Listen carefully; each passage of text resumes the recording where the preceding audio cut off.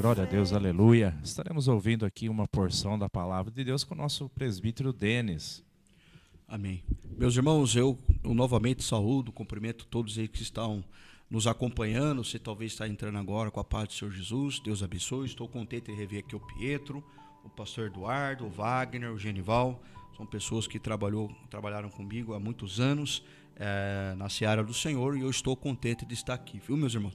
Forte abraço aí para os irmãos ali também da igreja do Jardim Figueira. Fiquei contente de rever aqui alguns irmãos, e louvado seja. Eu gostaria de estar convidando os irmãos, você que tem aí em posse da sua Bíblia Sagrada, ou em edição de livro, ou até mesmo no celular, fique à vontade de abrir comigo no livro de 1 Coríntios, capítulo de número 2, nós vamos estar fazendo a leitura do verso de número 14 até o verso 16. Estarei lendo para não tomar muito tempo. 1 Coríntios, capítulo 2, verso 14 até o verso 16. Estarei fazendo a leitura aqui na minha versão, Almeida Corrigida Fiel, que diz assim: Ora, o homem natural não compreende as coisas do Espírito de Deus, porque lhe parecem loucura, e não pode entendê-las, porque elas se discernem espiritualmente. Mas o que é espiritual discerne bem tudo, e ele de ninguém é discernido. Porque quem conheceu a mente do Senhor para que possa instruí-lo? Mas nós temos a mente de Cristo. Amém. Louvado seja o Senhor. Meus irmãos, as recomendações que Deus nos dá a sua palavra é para que venhamos buscar a ser um homem, uma mulher espiritual, aquele que tem o Espírito de Deus na sua vida, o Espírito Santo de Deus está na sua vida, para que você tenha ele sempre numa dosagem cada vez maior, para que você seja sempre uma bênção. Quanto mais perto de Deus você estiver, mais dele você vai receber. Quanto mais longe de Deus você estiver, ou com menos frequência na sua presença, você vai ter a dosagem pela qual você busca. Aquele que busca muito, terá muito. Aquele que busca médio, terá médio. O que busca pouco, terá pouco. O que não busca nada, não tem nada. E as recomendações que a palavra do Senhor vem nos dar é para que sejamos sempre cheios do Senhor. Em Efésios capítulo 3, Paulo também vem nos orientar, nos recomendar que Cristo habite no coração de cada um. Meus irmãos, estar cheio do Senhor é estar cheio do Espírito de Deus, é você ter as grandiosidades do reino do Senhor à sua disposição sempre que você precisar. Sempre. Você está de manhã, você tem Deus na sua vida. Você está na parte do período da tarde, você tem Deus na sua vida. À noite, quando vamos para a igreja, pastor Eduardo, meus irmãos aqui, você tem Deus na sua vida. Ou seja, você está continuamente dentro da presença do Senhor, diante da face do Senhor, porque Ele, irmãos, Ele contempla tudo. Ele consegue compreender todas as coisas. E ao mesmo livro que Paulo fala para que Cristo habite no coração de cada um deles, ele também vem orientar no mesmo livro, lá em Efésios capítulo 5, verso 18, que ele vem fazer uma recomendação: não se embriaguem com vinho, mas enchei-vos do Espírito, para que você seja sempre cheio do Senhor, das coisas que concernem ao reino dos céus. Você vai ler uma porção da palavra de Deus, tenha certeza, Deus ele estará sempre disponível a você. Se você for dobrar o seu joelho e orar andando, orar em pensamento, o Senhor estará à disposição para lhe ouvir e também lhe responder. O pastor Eduardo falava aqui mais cedo durante o culto, durante o trabalho, e que o Senhor compreende, o Senhor ouve, para nós que a gente venha a ter fé, porque o Senhor responde e não há nenhuma causa impossível para Ele. E Ele recomenda que a gente seja cheio do Espírito de Deus, e também que Cristo sempre abunde dentro dos nossos corações, habite. E o homem natural, ele não vai conseguir compreender estas coisas. O homem natural, aquele que não é cristão, aquele que vai pensar com o seu intelecto, ele não vai conseguir compreender estas coisas. Veja, um homem que é natural, que não entende as coisas de Deus, ele não vai conseguir compreender quando ele se deparar com a passagem da Bíblia em que fala que o mar se abriu e Moisés e o povo de Israel passou por onde estavam as águas, porque de um lado estava o mar, do outro lado estava o exército de Faraó, e Faraó queria de novo aquilo que foi dele durante anos, e Moisés foi lá para fazer o quê? Libertar o povo daquele cativeiro. Ele não vai conseguir compreender isto, em que ele estende a sua mão sobre as águas se dividem, e eles passam por meio. Ele não vai conseguir compreender isso. Ele também não vai conseguir compreender quando o rei mandou aquecer a fornalha e jogar ali Sadraque, Mesaque e Abednego, porque eles negaram se encurvar diante da estátua do rei. Ele não vai conseguir compreender que aqueles homens não morreram com fogo. Eles não foram queimados, mas eles foram jogados ali dentro e não morreram. E foram jogados 3. E lá na fornalha eles conseguiam vir 4. E isso vai ser impossível para o homem natural. Da mesma forma que se nós pegássemos a passagem que Jesus caminha por sobre as águas, Jesus ali está literalmente indo contra a lei da física.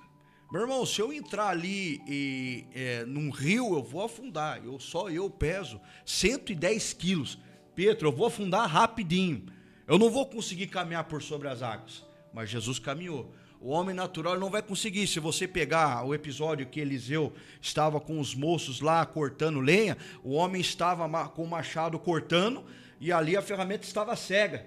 E de tanto de estar cega, ele precisava fazer mais força para poder cortar. Aí nisso ficou o cabo na mão dele, o ferro caiu lá dentro do rio e afundou.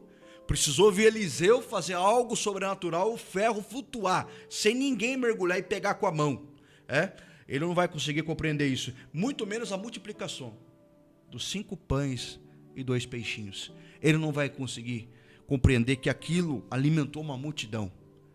Porque isso aos olhos naturais não se pode, mas aquele que é espiritual, ele entende, ele sente e ele vê Deus agindo. Talvez você está nessa tarde aqui, ligado ao programa, para você é impossível, mas para aquele, a homem e a mulher, que é espiritual, ele consegue entender, compreender e descansar que o Senhor faz todas as coisas por aqueles que nele creem e acreditam. Ainda que você não creia, mas ouça as histórias, nós cremos que a fé vai ser gerada ao seu coração, porque a Bíblia diz assim, que a fé vem pelo ouvir, e ouvir a palavra de Deus.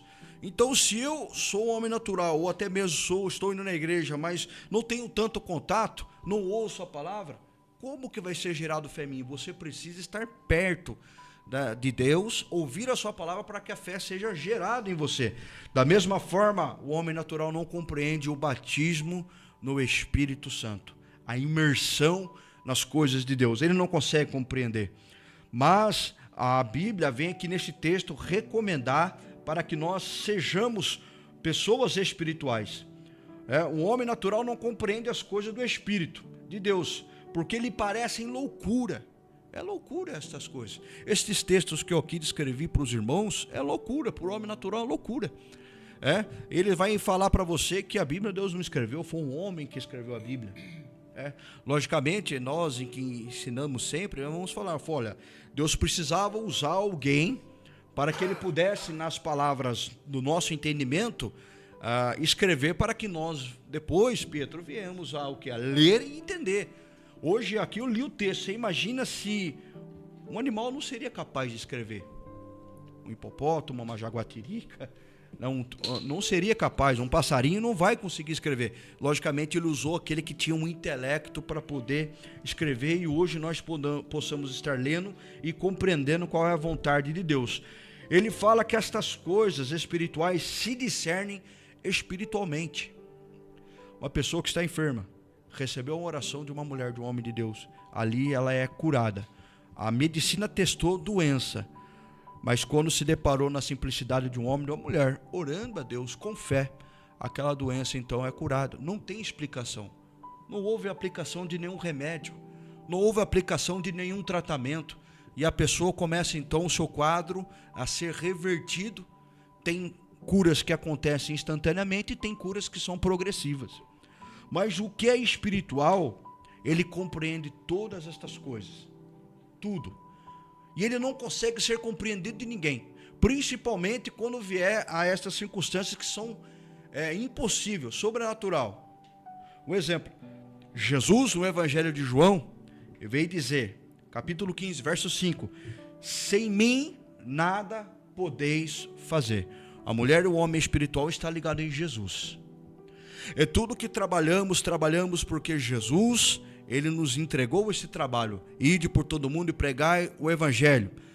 E esses sinais seguirão aqueles que creem. No meu nome expulsarão demônios, curarão os enfermos, vocês pisarão em serpentes. Se beber algo mortífero que você não sabe, foi envenenado ali para tentar te matar e você não sabia, não lhe fará dano algum, porque o Senhor guarda. Certa vez o apóstolo Paulo, o pastor Eduardo, os irmãos, é muito bem sabida essa palavra dos irmãos, foi pegar uns gravetinhos ali na ilha de Malta para fazer uma fogueira, e ele pegou os gravetos e ali tinha uma víbora escondida, ela veio, picou ele e ficou pendurado. Ele tira aquela víbora e logo todos ficam olhando para ele. Esse rapaz, ele fez algum mal muito grande, porque ele já está preso, está indo para ter o seu fim, e ainda no meio do caminho o barco afunda, e agora ele vai ali e é picado por uma serpente. Esse cara realmente tem que morrer. Esse cara fez algo de terrível nessa terra, mas ele estava preso por pregar um Jesus que cura. Perdão aqui, irmãos. Por pregar um Jesus que cura, por pregar um Jesus que liberta. Quantas pessoas, Pietro, irmãos, não se achegaram a Jesus pela pregação de Paulo, mas ao homem natural, esse cara fez realmente um mal, ele precisa morrer. E ficam observando ele. E passa o tempo, o veneno já devia estar agindo no corpo, mas nada acontece com Paulo. Ninguém morreu naquele naufrágio. Paulo não morreu, nem aqueles que estavam. E ele dentro do barco alertou eles: fique tranquilo, nada vai acontecer com nós. Jogue todo mundo, se alimentem, porque a gente vai precisar das nossas energias. Você, meu irmão, minha irmã, precisa chegar cada vez mais perto de Jesus para você ser um homem ou uma mulher espiritual, para você ficar forte. Para você ficar forte. O inimigo tenta te desmotivar para te tirar de perto da presença dele, para te colocar longe. Ele não quer que você vá para a igreja, ele não quer, adolescente, jovem, que você vá para a escola dominical, porque ele não quer que você esteja forte, ele quer que você esteja fraco. Ele quer que você esteja mal alimentado, desnutrido, porque daí ele consegue te abraçar e te prender. Mas crente, jovem, adolescente, homem, mulher que vai para a escola dominical, aleluia, vai para o culto de ensino, ele tem ali a palavra de Deus nos seus ouvidos, é gerado fé, ele se fortalece. E quando o diabo tenta tirar ele da presença de Deus, ele não sai, porque ele está fortalecido, as suas raízes estão firmes na palavra de Deus. E sem Jesus nós não podemos. Sem Jesus, adolescente, você não consegue levantar e ir para a escola dominical. Sem Jesus, jovem, você não vai conseguir estar na presença de Deus. Muito menos nós também adultos, que já vivenciamos aí mais de 20 anos de vida. Quantas coisas aqui nós já nos vivenciamos, nós não vamos conseguir. Somente com Jesus conseguimos estar espiritualmente fortalecidos. E lá em 1 Pedro capítulo 5, verso de número 8, vem falar que o diabo, ele fica sempre circunvizinhando a gente. O diabo fica ao nosso derredor, bramando como um leão, buscando a quem possa tragar. Ele já está pronto e preparado para te tragar. E muitas vezes nós, longe de Deus, fracos, não vamos conseguir resistir. Quando ele vier com a tentação num copo de bebida, quando ele vier com a tentação, seja num vídeo, num smartphone, de cunho sexual, de cunho de tentação, seja ela qual for, seja ela na área dos vícios de bebida, de jogatina, de prostituição, você não vai conseguir estar forte. Mas se você estiver na presença do Senhor e vier essas tentações, você vai conseguir discernir, vai conseguir compreender que aquilo é uma tentação e que o inimigo está tentando te levar para o mundo novamente. E aí você vai, desliga a tela do smartphone, se estiver andando com alguém que está te dando maus conselhos, você vai se afastar, e isso é necessário, mas você vai ficar perto de Jesus. Você vai estar perto de Cristo, você vai estar com seus irmãos na igreja. E ele está sempre ao nosso derredor. E ninguém vai conseguir discernir aquele que é espiritual, e muito menos aquilo que Deus trabalha no espiritual. Como? Como Deus perdoa um pecador? Como é que isso acontece? A pessoa está ali no bar, está ali na balada, na discoteca, está nessas festas que são banais, está ali aprontando. O evangelho chega na vida dele. Na hora que você menos espera, ele está numa igreja, chorando, com as suas mãos levantadas, com o coração quebrantado. E de repente aquele que estava na balada junto com ele fala: olha lá, agora virou bom samaritano, agora ele veio querer pagar de santo. Ele estava lá cheirando cocaína comigo, ele estava lá bebendo até cair comigo. Ele estava lá se engraçando com as meninas, comigo, e a hora ele lá agora. Ele não vai conseguir compreender essa transformação. Porque isso se acontece a nível espiritual. E essas transformações temos por fé, que são verdadeiras, porque a pessoa vai mudando, ela vai sendo transformada. Essa restauração, o homem natural não vai conseguir compreender nem essa transformação, mas nós entendemos, nós que somos ali, estamos na presença de Deus e buscamos ser cada vez mais espirituais, nós vamos conseguir compreender, porque nós temos quem? Nós temos Jesus na vida. E Pietro, irmãos, por termos Jesus na vida, temos a mente de Cristo. Aleluia. Nós somos homens pecadores. Sabe o que certa vez eu disse na sala dos adolescentes? Que ali no Jardim Figueira, agora eu estou cooperando também na sala dos adolescentes, na escola dominical. Certa vez eu falei bem assim, Pedro, para os irmãozinhos que estavam lá comigo. Eu não venho para a igreja porque eu sou um homem bom. Eu não venho na igreja porque eu sou um homem santo. Eu venho na igreja porque eu sei o grande pecador que eu sou. Eu sei o quanto miserável eu sou e maldoso eu sou. Eu venho aqui na igreja porque aqui eu aprendo de Jesus. Aqui eu fico mais próximo de Jesus. E aqui eu fico mais perto dele, conheço mais dele e começo a refletir mais do que é dele, natural dele, e menos de mim. Por isso que certa vez João Batista falou assim na sua pregação: é necessário que ele cresça, Jesus cresça, e que eu diminua. E João Batista era mais santo do que eu, e eu sou mais pecador que João Batista. Eu copio as palavras dele. Ele tem que crescer e eu tenho que diminuir. E agora, com a mente deles, nós entendemos o seu grande amor. Que ele certa vez falou assim, em João capítulo 15, verso número 13: dar a sua própria vida pela vida dos seus amigos. Somente aquele que tem um amor de Deus na sua vida pode chegar ao ponto de entregar a sua própria vida pela causa de Cristo.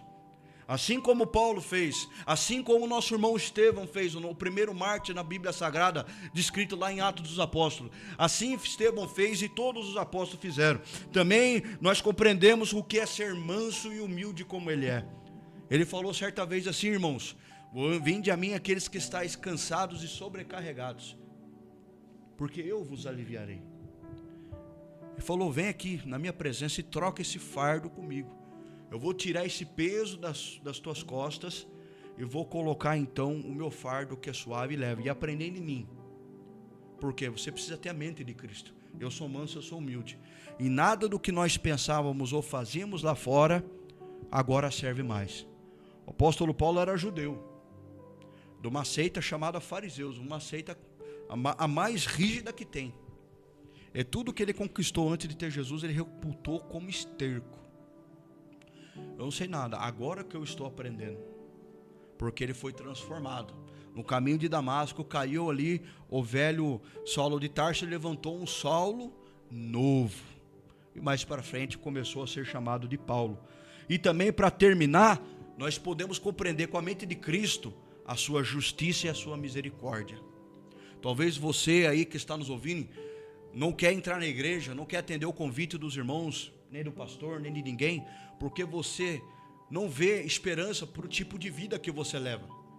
Um tipo de vida dissoluto, um tipo de vida que você usa várias drogas, bebidas, regrada, mulheres, homens, dinheiro, e você se acha um grande pecador. Jesus chama você mesmo. É você mesmo que ele chama, e você vai ser um testemunho do poder de transformação que tem o evangelho de Deus. Aleluia. Porque certa vez a justiça e a misericórdia dele brilhou na luz de uma mulher chamada adúltera. Trouxeram essa mulher até Jesus e falaram assim para ela, trouxeram a mulher e não o homem, só a mulher, porque queriam pegar Jesus em alguma coisa. Foi essa mulher aqui, foi apanhada traindo, adulterando. E a lei de Moisés fala para ela ser apedrejada até a morte. E você, o que você fala? Veja, o pecado dela era adultério. Talvez o seu não seja, ou talvez seja, mas o seu pecado às vezes seja a bebida, seja as drogas, seja a mentira, seja roubar, seja se prostituir, e muitas outras obras ruins que Deus aconselha que a gente nunca faça. Mas ele foi lá e diz assim, vocês estão prontos para apedrejar ela. Tudo bem, eu conheço a lei fala isso aí mesmo. Mas eu digo a vocês, aquele que está sem pecado, Você já está com a pedra na mão. Pode mirar nela e atirar. Cumpra a lei. Jesus está falando isso. Pode cumprir a lei. Mas aquele que tiver sem pecado, aquele que for exemplo. E diz a Bíblia, não eu, não o pastor Eduardo, não o Wagner, nem o Genival, nem o Pedro, que cada um, desde os mais velhos até o mais novo, foi soltando as pedras. Não aconteceu apedrejamento. Aí agora aqui eu termino, finalizo, pastor, meditando. Se soltar as pedras, é porque cada um, ao esquadrinhar a sua própria vida, entendeu que ele mesmo não cumpria a lei. Seja em algum ponto, são 613 leis cerimoniais que os judeus observavam, e mais o decálogo, aquelas 10 leis, que são leis que nos ensinam a caminhar com Deus e com o meu semelhante. Eles esquadrinharam tudo e falaram, eu estou falho aqui. Qual o pecado deles? Não sei. De repente um pecava porque desprezava o pai e a mãe. Talvez o outro pecava porque mentia pra caramba. Talvez o outro pecou, soltou a pedra porque roubava. Talvez o outro pecou porque ele bebia muita bebida forte e ficava embriagado. Quantas coisas eles não faziam, o texto não nos fala, nos omite. Mas todo mundo era transgressor da lei ali. Todo mundo estava em pecado, cobrando daquela mulher uma vida santa. Mas Jesus te chama para você ter a mente dele, aleluia, para você ser um homem ou uma mulher espiritual. E eu digo para você, você não vai conseguir ser espiritual na comodidade da tua casa, faltando nos cultos, faltando na escola dominical, faltando nas consagrações, faltando quando o pastor te chama para orar. Você não vai conseguir, você vai estar sempre um pouco mais fraco do que todos. E mais fraco, mais uma presa fácil. Mais uma presa fácil para o inimigo das nossas almas tragar. Meus irmãos, aqui eu encerro então a minha cooperação, deixando essa observância. Assim como o homem espiritual, ele discerne bem todas as coisas, de ninguém pode ser discernido, o homem natural não vai conseguir entender o que acontece dentro da igreja. Ele vai precisar passar por uma transformação. Fique mais espiritual nos dias de hoje. Ainda mais nos dias de hoje, como Paulo orientou a Timóteo. Porque os dias são trabalhosos. Bom, meus irmãos, que o Espírito Santo de Deus continue falando cada vez maior e melhor ao coração dos irmãos. Eu agradeço a oportunidade em nome de Jesus. Amém, glória a Deus, que palavra abençoada, né? Que Deus possa abençoar o nosso irmão Denis.